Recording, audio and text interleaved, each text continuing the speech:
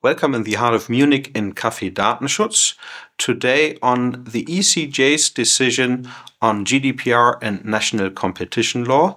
The ECJ has allowed national legislators to have additional competition law to enforce GDPR requirements between competitors. What that means in practice, today in our video.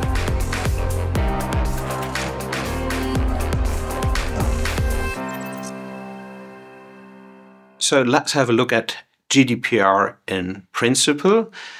The Articles 77 and following are designed for remedies in case of breaches against GDPR, but they are designed for cases between data subjects and controllers and their respective processors.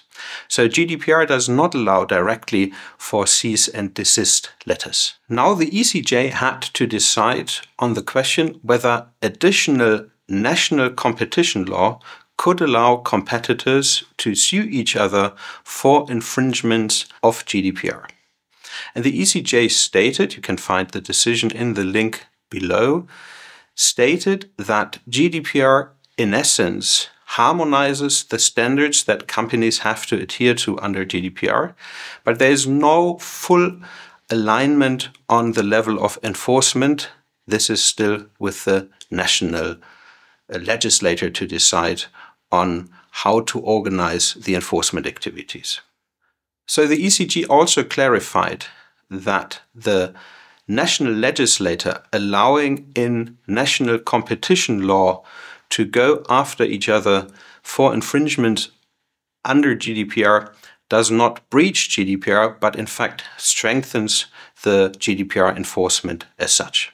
So even though GDPR does not explicitly see the possibility to send cease and desist letters, GDPR does not prohibit national legislator to allow under national competition law to provide that type of instrument to enforce GDPR requirements between competitors.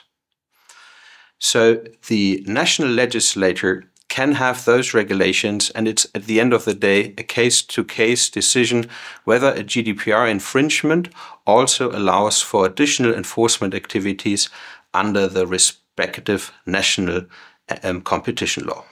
So let's summarize. The ECJ clarified that GDPR does not conflict with having national competition law allowing for GDPR enforcement between competitors.